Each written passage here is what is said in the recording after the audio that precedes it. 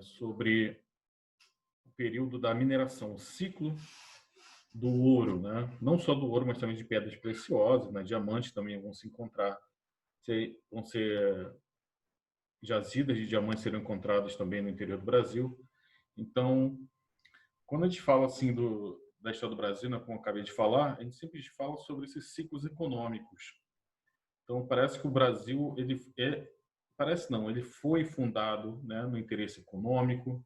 Então, não é estranho que a nossa história, a gente geralmente divida por esses ciclos, né, econômicos, visando sempre o mercado europeu, visando sempre os interesses da metrópole portuguesa. Então, o Brasil sendo uma colônia, né, e como a gente costuma caracterizar como colônia de exploração, ainda que nos falte um termo melhor, a gente não deve nunca nos enganar por esse termo colônia de exploração ou colônia de povoamento, porque fica a coisa muito simplificada, né, e acaba criando os estereótipos na mente das pessoas. Então, talvez o estereótipo maior, né, de que o Brasil, sempre explorado pela coroa portuguesa, e por isso nossa economia, o nosso país não se desenvolveu, é um país, no dito popular, de terceiro mundo, que é um termo até que não deveria ser mais utilizado, visto que esse termo era muito utilizado durante a Guerra Fria, né? Mas se você falar com as pessoas comuns, né, no dito popular, conhecimento geral das pessoas, você pergunta assim, por que o Brasil, apesar de todas as riquezas naturais, de todas as riquezas agrícolas, da própria terra, né, nossas fontes energéticas, por que o Brasil não é um país de primeiro mundo, como também as pessoas caracterizam os países desenvolvidos, os países industrializados? Talvez, né, uma pessoa mais ou menos com certa cultura dirá, é devido ao nosso passado colonial de exploração. Ou talvez a pessoa diga, porque Portugal roubou todo o nosso ouro, né? Então, o Brasil é visto como um país que tem tudo para dar certo, mas por algum motivo a gente deu muito errado, né? Isso, pelo menos, é a visão do popular, né? Do que a gente ouve por aí. Pelo menos é o que eu sempre ouvi, né? Quando eu falava assim, até quando as pessoas iam conversar comigo, falavam, o Brasil ele é atrasado porque nós fomos colonizados por Portugal. Se tivéssemos sido pela Holanda, por Inglaterra, seríamos melhor. A gente não pode dizer o que não aconteceu na história. A história só lida com o que realmente aconteceu. O que não aconteceu, que poderia ter acontecido, fica a cargo da literatura, da ficção, da imaginação. Mas a gente vendo o exemplo de outros países também no mundo que foram colonizados pela Inglaterra e pela Holanda, também foram e são até hoje países muito atrasados também. A gente deve lembrar que a Jamaica foi colonizada pela Inglaterra, que a Holanda colonizou a Malásia e a Indonésia, são países que não são desenvolvidos. Foram também muito explorados por esses países, por essas potências europeias. Então, a gente tem que superar um pouco essa interpretação reducionista da história. A história é sempre muito mais complexa, né? A gente tem que criar um panorama um pouco mais abrangente. Então, o sonho de Portugal, quando Portugal via a Espanha carregada de ouro e prata das suas colônias na América, com certeza o motivo pelo qual Portugal se interessou em pegar a linha da bula Intercetera e arrastar 275 léguas de Cabo Verde para justamente, com a esperança que houvesse terra, passar justamente em cima do litoral da América do Sul e poder então explorá-lo, era a esperança de encontrar ouro e outros metais preciosos no nosso território. Mas, a princípio, desde o começo das primeiras expedições que procuravam mapear o litoral brasileiro, de reconhecimento, como a gente chama, né, no livro de história, geralmente são expedições de reconhecimento, sempre houve esse sonho de Portugal de encontrar ouro e prata. E aí aquelas expedições que falamos na última aula, as entradas, que eram expedições bancadas pela própria coroa portuguesa, visavam então encontrar esses veios mas sempre deu muito errado, nunca se encontrou nada. Apenas após, quando a gente começou a falar sobre os bandeirantes, né, foi fundada a Vila de São Paulo, então os bandeirantes começaram utilizando muito da cultura indígena, né, porque a gente fala do bandeirante branco, mas muitos deles eram mestiços, eram filhos de homens brancos com índias, então eles tinham esse conhecimento geográfico do território no interior. O interior sempre foi difícil de desbravar. A gente pega a colonização do Brasil, a colonização é sempre litorânea. As grandes capitais do Brasil durante o período colonial são sempre no litoral. São feitorias para escoar a produção que está ali também no litoral, né? Que é a cana, os canaviais, o algodão, o cacau, sempre no litoral. Agora, conforme, até mesmo devido à expansão da agropecuária no sul e no nordeste, começou-se então, aos poucos, desbravar o interior, porque existia a lei de que não se poderia utilizar o território do litoral para a criação de gado. Então, era necessário expandir para o interior.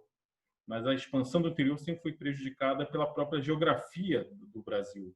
Quando vocês têm aula de geografia, vocês sabem que no período colonial temos a Mata Atlântica muito densa, a Mata Amazônica. Então, essa dificuldade. Primeiro, a dificuldade de se mapear um território inóspito. As tribos que fugiram desde os primórdios do povoamento do Brasil pelos portugueses, muitas delas se tornaram inimigas dos portugueses, então tinha também essa guerra contra o indígena. Então, conforme os bandeirantes foram adentrando, né, mais na Interlândia brasileira, né, que é o interior dos sertões, como eles chamavam. Quando ele fala que sertão é um termo mais genérico para tudo, né, que é o interior, que não é o litoral. Então, conforme se foi conhecendo melhor os sertões, pelos bandeirantes que iam atrás de índios, a gente deve lembrar, conectar sempre que durante a União Ibérica e a presença dos holandeses no Nordeste brasileiro, os holandeses também tomaram as colônias portuguesas na África. Portanto, a mão de obra africana chegava aqui com muita dificuldade. Simplesmente escasseou, estancou durante muito tempo. Então, os colonos brasileiros, para conseguir mão de obra, capturavam indígenas. Então, tinham as expedições de apresamento, tinha aquelas expedições para destruir os quilombos e recapturar escravos fugitivos, que era o sertanismo de contrato. Os senhores dos engenhos, então, pagavam esses bandeirantes para caçar e destruir quilombos. Tinha também as expedições que eram para reconhecimento de metais preciosos. Então, essas aí também vão descobrir os metais preciosos na região que chamamos hoje de Minas, a partir, então, de São Paulo. Então, os primeiros a conquistar, a descobrir ouro e pedras preciosas no interior do Brasil são os paulistas. Os paulistas, então, eles são os primeiros a chegar, começam, então, a explorar aquela região e chega a notícia, então, da coroa portuguesa, que até então a administração portuguesa não era tão organizada, tão controladora quanto era a espanhola. A espanhola, desde o começo, devido à presença de metais preciosos, ela sempre foi extremamente controladora, muito organizada. Aí, se a gente pegar o outro extremo, nós temos a colonização inglesa na América do Norte. Como não havia interesse nenhum econômico na América do Norte, os ingleses, então, deixaram para lá, né? Nem se intrometiam. E quando se intrometeram, deu origem à independência das 13 colônias e à formação dos Estados Unidos. Não digo que Portugal ficava entre os dois extremos, mas Portugal respondia a uma necessidade, né? Portugal não tinha condições de manter a administração tão organizada, tão centrada, porque isso ficava a cargo da iniciativa privada na hora de você criar a indústria de açúcar, né? Então, não havia interesse da coroa portuguesa ficar em cima do Brasil o tempo todo. Mas, a partir do momento que se descobre metais preciosos, ela responde de outra maneira, porque é a salvação de Portugal e também a salvação da economia brasileira. Porque o que nós falamos nas últimas aulas? Que depois que os holandeses foram expulsos do Brasil, eles se situaram ali no Suriname e no Caribe, né? Nas Antilhas holandesas. E aí, com a tecnologia que eles aprenderam, o know-how, todas as técnicas aprendidas aqui no Nordeste brasileiro, eles, estabelecidos lá no Caribe, fizeram um açúcar de melhor qualidade, mais competitivo e mais próximo do mercado europeu. Então, esse produto mais competitivo acabou com a indústria de açúcar do Brasil. Então, a produção manufatureira de açúcar começou a entrar em decadência, franca decadência no Brasil. A gente sempre tem que lembrar que sempre que tem um novo ciclo econômico, ele não destrói, tá, a indústria anterior. A questão toda é que o açúcar, que era predominante, né, a economia predominante do Brasil, tanto é que o algodão, o tabaco, eles são, e a própria pecuária, eles eram atividades complementares à produção açucareira. A partir daí, então, quando a gente tem o Brasil em franca decadência nesse quesito, e aí se descobre por milagre, né? Para Portugal foi um milagre. Portugal também estava endividado até o pescoço com a Inglaterra. Portugal, a gente sempre aprende na escola que Portugal sempre faz acordos muito estúpidos com a Inglaterra.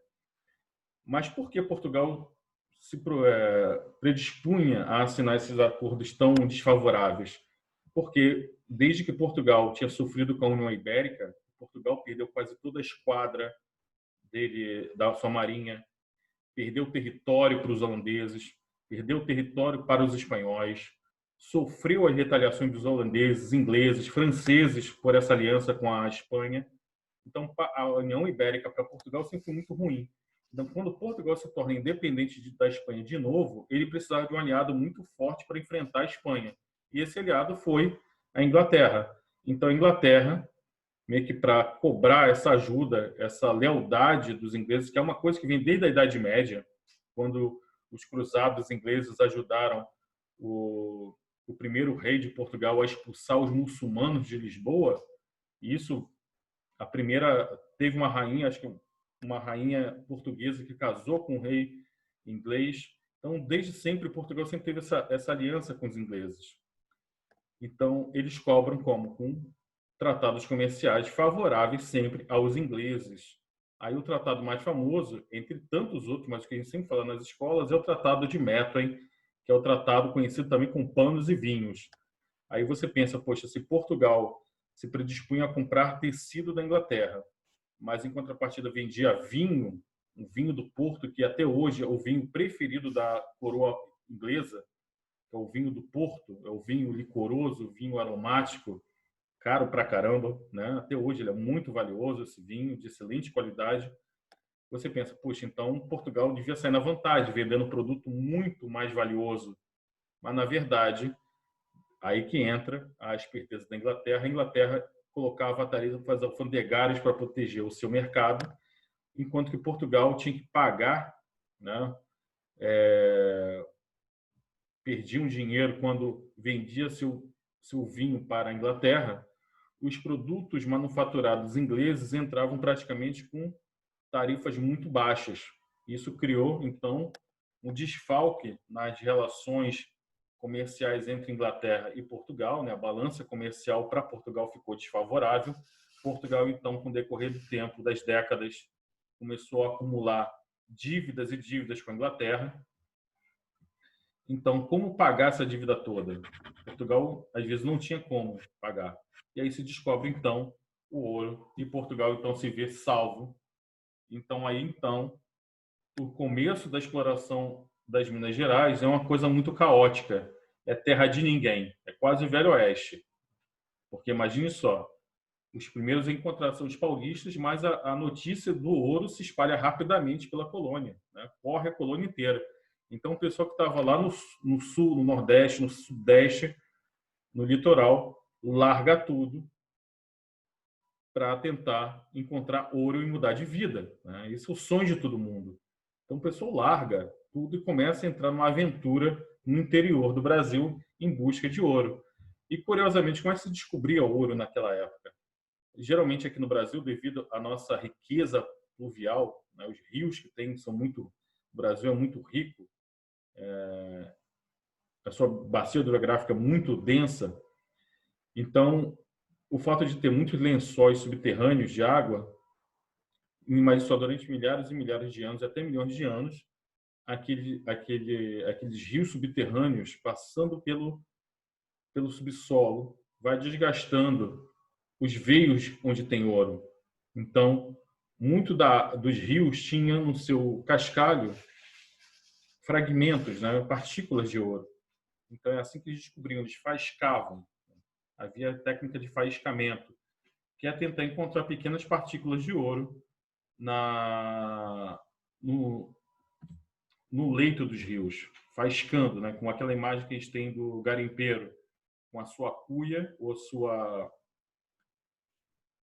ele fica coando, né, ele fica separando o cascalho do ouro. É um trabalho demorado, um trabalho terrível até, lento. O cara fica lá horas e descobre uma purpurininha de ouro. Mas ali dava a dica para se descobrir, então, onde tinha. Então, se cavava e construía-se a mina de ouro. Mas a questão toda é que o ouro no Brasil, por ser desse tipo, difícil de conseguir, e os veios eram pequenos, não havia tanto ouro quanto a gente imagina. A gente imagina assim que Portugal encheu os navios de ouro e levou tudo. Em menos de um século, entra em decadência e acaba o ouro no Brasil. Isso é muito interessante. A fome de ouro é tamanha que os caras vão com tanta fome em cima que em menos de 40 anos já entra em decadência. E existe, então, no começo, se a gente fosse fazer um gráfico, né?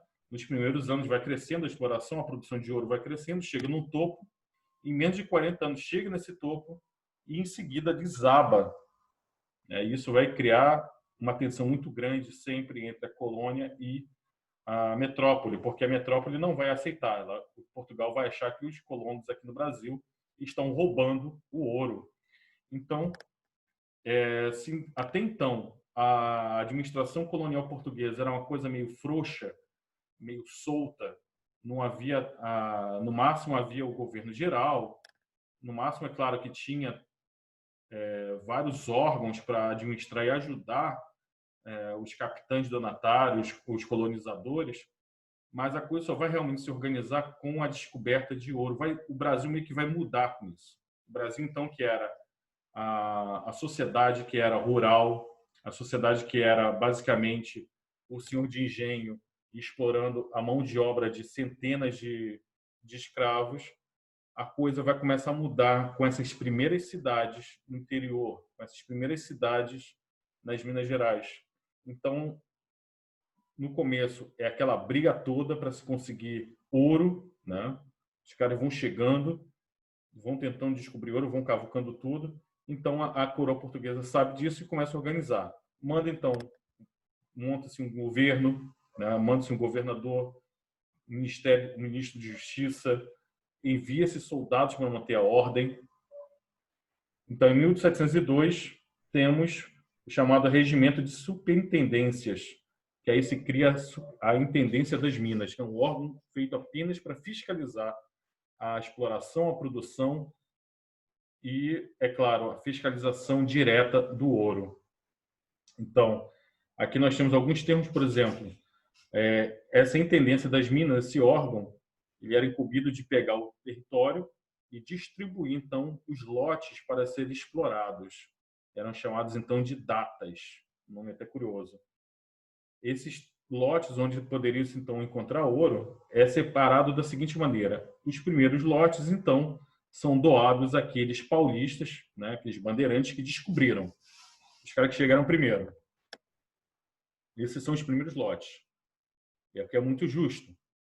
Então, em seguida, as terras então que já foram separadas para os primeiros colonos, fica para eles. As restantes são, então, da coroa. A coroa passa a leiloar as melhores terras. Então, quem tiver mais dinheiro, paga mais caro. Aí o que sobrar é sorteado.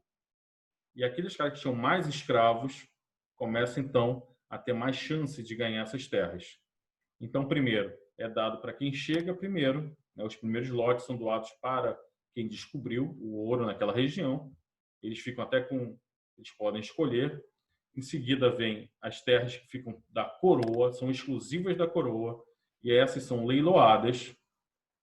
Geralmente, os caras de mais ricos é que vão pegar, obviamente. E as seguintes, né? O terceiro passo é sortear entre os colonos, mas é claro que quem tem mais escravos tem mais chance de conseguir essas terras. Então, é assim dividido, e Portugal começa então a estabelecer quais são os tributos a serem pagos em cima desse ouro produzido. Primeiramente, tinha o chamado captação, que lembra muito um tributo medieval, a captação que era cobrada em cima, né, da quantidade de pessoas que tinham no feudo. Aqui é calculado pelo número de escravos, mas depois é logo abandonada, porque ficava muito caro. Os donos da mina não concordaram a princípio, porque a taxação seria muito alta. Então seguiu-se a chamada finta, que aquela região tinha que então entregar 30 arrobas de ouro para a coroa, isso era obrigatório, e também o quinto de todo o ouro que era produzido. Além das 30 arrobas, tudo que era produzido tinha, por exemplo, se o cara conseguiu, sei lá, 100 arrobas, que eu acho que é muito, sei lá, 10 arrobas, a quinta parte tinha que ser, 2 arrobas tinham que ir para a coroa, independente de quanto ele tinha produzido.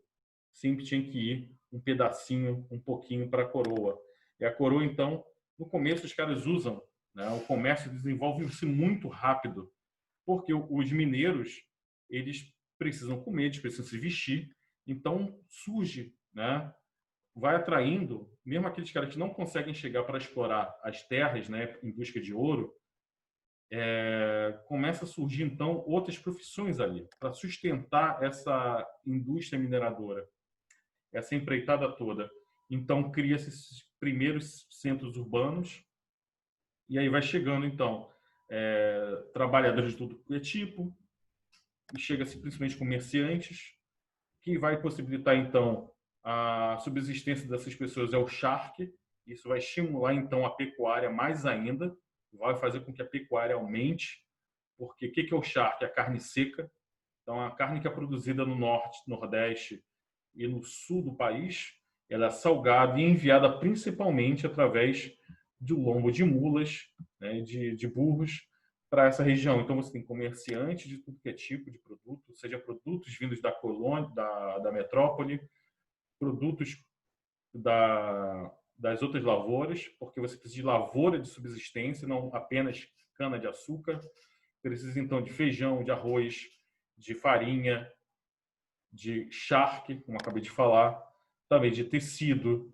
Aí você precisa de sapateiro, de marceneiro, de pedreiros para a construção das casas, da própria cidade, para fazer as obras em geral. Então isso vai atraindo, não é? O ouro então gera essa riqueza, porque o ouro então vai pagar tudo isso.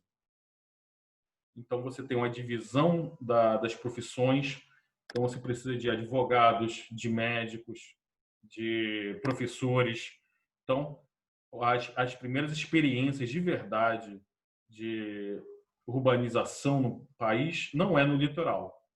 O litoral, as cidades eram apenas para escoar a produção, mas essa vida urbana mesmo começa na região das minas.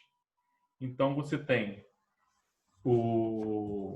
essa nova sociedade, né, que você tem imagina uma pirâmide, você tem no topo da pirâmide os ricos proprietários de escravos que utilizarão esses escravos para trabalhar nas minas principalmente. Aí embaixo você tem uma espécie você tem uma classe média, que são esses profissionais liberais que não têm, muitas das vezes não trabalham com ouro diretamente, mas que vão receber em ouro. O ouro, então, é até distribuído em pó, coisa que mais tarde, quando a gente fala sobre as revoltas nativistas e as revoltas que vão acontecer na região das Minas Gerais, Portugal vai proibir essa utilização de ouro em pó. Então, os caras usavam como moeda de troca ouro em pó. Depois, o ouro é obrigado a ser fundido e receber o selo real para ter um maior controle. Não seria a fuga de divisa seria muito, muito grande. Então, nesse período, nós vemos surgir nesses grandes centros urbanos ali no interior de Minas, nós temos então o surgimento de um movimento artístico espontâneo naquela região, que é o barroco brasileiro. Talvez, acho que eu não falei sobre o barroco ainda, mas o barroco é uma corrente artística que surge na Europa após o Renascimento e que ele é tipo uma resposta àquela racionalidade toda do Renascimento. Quando a gente imagina o Renascimento, as obras de arte do Renascimento, a gente sempre imagina aquela perfeição, né, dos grandes mestres italianos. Tinha até uma preocupação quase matemática. Quando você pega o Homem Vitruviano do Leonardo da Vinci, que é aquele homem, né, com os braços abertos, ele está inserido num quadrado e num círculo. Então, aquilo ali é uma homenagem a um arquiteto chamado Vitrúvio, que tinha estabelecido uma relação matemática entre as partes de um todo de uma obra de arte, que ele utilizava principalmente para representações arquitetônicas. O Leonardo da Vinci pega essas medidas dele, essas proporções, e estabelece para o corpo humano. Então, é uma coisa quase científica, matemática. O próprio Leonardo da Vinci dizia que ele era um cientista, não um pensador, que não pensava com palavras e sim se expressava melhor com desenho. O desenho ajudava ele, então, a pensar de maneira científica. Então, em contrapartida, parece que a humanidade, né, aquela coisa mais sentimental, religiosa, transcendental, foi deixada um pouco de lado. Então, o barroco, ele resgata essa religiosidade, essa preocupação com a transcendência religiosa nas obras de arte. Por isso é que o barroco ele tem uma característica de ser mais carregado, ser mais exagerado. Aí, quando você pega as obras de arte do Aleijadinho, que é o símbolo máximo do nosso barroco mineiro, você tem aqueles olhos grandes, né, chorosos, aquelas expressões de dor exageradas, os personagens se contorcendo. Então, isso mostra assim, que era uma resposta mais emotiva àquela visão do Renascimento clássico, né, daquele Renascimento italiano, uma coisa assim menos científica e mais emotiva, menos racional e mais religiosa. Tanto é que a igreja vai abraçar com muito mais entusiasmo, talvez, nas suas obras de arte, o barroco, né? Então, temos o barroco que ele vai florescer devido à riqueza das minas, e temos também o surgimento de outra figura histórica muito importante, que é o iluminismo português, representado pelo Marquês de Pombal, o Sebastião José de Carvalho e Melo, Marquês de Pombal. Ele era administrador em Portugal, secretário. Ele sofre, ele vivencia algo terrível que vai chocar muito a Europa como um todo, que vai ser o terremoto de Lisboa. O terremoto de Lisboa em 1750, ele simplesmente 1755, eu acho, ele pulveriza Lisboa. É um terremoto tão terrível que ele põe abaixo a cidade inteira e em seguida acontece um grande incêndio na cidade.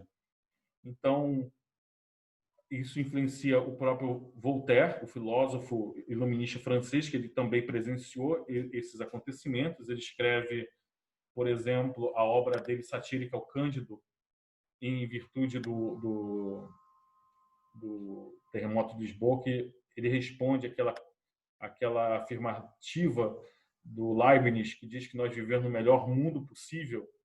Então, o Voltaire responde isso como a gente pode ver no melhor mundo possível se acontece um terremoto desse, mata tanta gente, destrói uma cidade como se fosse nada. Esse é um mundo terrível, de dor, de sofrimento.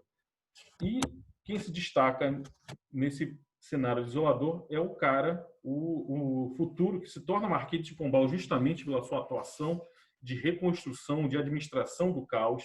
Ele reconstrói e projeta de maneira mais organizada, mais urbanística Portugal, a Lisboa, aliás. Se Lisboa, talvez as nossas primeiras cidades coloniais também eram meio bagunçadas. Talvez isso seja reflexo da própria Lisboa, que também era um tanto bagunçada até então. Então, o Marquês de Pombal ele se torna primeiro-ministro. Ele, naquela época, mais tarde, a rainha Maria, quando se torna louca, demite ele. Mas, enquanto ele esteve no poder, ele levou o que a gente chama de iluminismo, né? Aquela visão racionalista, na crença que a razão, a ciência aplicadas à vida traria uma vida melhor. Então ele pega a racionalidade, pega esses fundamentos do iluminismo para administrar Portugal. Ele expulsa os jesuítas de Portugal e também do Brasil. Ele faz uma série de mudanças administrativas, ele moderniza Portugal, ele até implementa certas manufaturas, ele tenta introduzir manufaturas em Portugal para não ficar tão dependente assim da Inglaterra. Então, ele também, apesar de nunca ter pisado aqui no Brasil, ele é responsável por uma administração mais,